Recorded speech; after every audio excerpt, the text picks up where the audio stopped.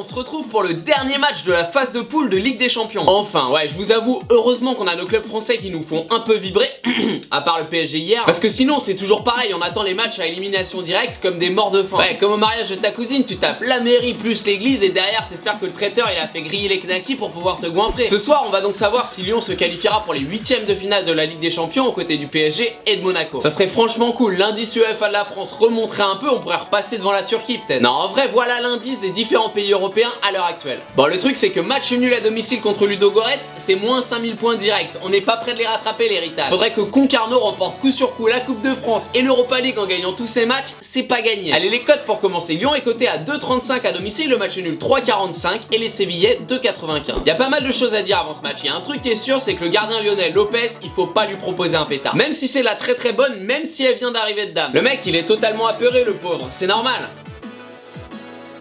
Hier soir, je lui ai proposé une soirée ciné, quand il a su que c'était Rambo 3, il a décliné direct.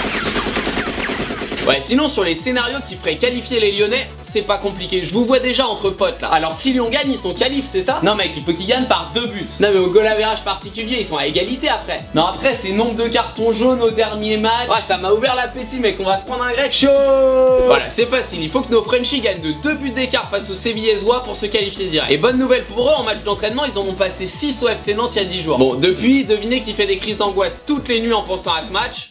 C'est Titi. Du coup 2 buts, 1 point c'est tout. Sauf que les Sévillois ils jouent leur vie aussi. Et ces mecs là ils ont les crocs et leur défense elle est autrement plus en place que la défense nantaise après un coup de muscadet dans le pif. À part le dernier match contre la Juve, ok, il avait pas pris un seul but en 4 matchs en Ligue des Champions. Allez, la forme du moment. Et le week-end dernier l'OL a préparé comme il a pu sa finale de Ligue des Champions en ne jouant que 30 minutes à Metz avant que le match soit arrêté. Vous savez pourquoi. Dans cette histoire j'ai vraiment de la peine pour les Messins. Il y a une poignée de Mongols qui pénalisent tout le monde et donne une mauvaise image de l'ensemble des supporters. C'est un peu comme la politique en fait. Une poignée de Mongols qui donne une image pourrie de l'ensemble. Et sinon en Espagne, Séville n'a pas fait face à des pétards mais à Grenade, la lanterne rouge de la Liga qui n'avait pas encore gagné un match de la saison. Vous me voyez venir, ils se sont fait dégoupiller. Ce soir ça va donc sentir la poudre au Parc OL avec des Sévillans qui voudront se rattraper. Et ils voudront surtout ne pas revenir en Europa League. Ça va, les mecs ils viennent de la gagner 3 fois d'affilée. Ils ont compris le système je pense, ils voudront pas revenir avec les mini poussins. Un mot rapide sur les effectifs pour vous dire que Samir Nasri sera de retour dans le groupe sévillacois après un mois de blessure. Et le moins qu'on puisse dire c'est qu'il a l'air content.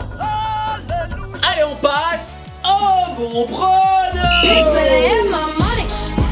Pour ce match, ça me paraît assez logique, Séville va venir chercher la qualif. Et pour cela, ils ont juste à défendre et ils ont même droit à un joker. C'est Lyon qui devra avoir la possession et en deuxième mi-temps, Séville cherchera surtout à gagner du temps à mon avis. Voire même en première mi-temps en fonction du degré de roublardise du gardien.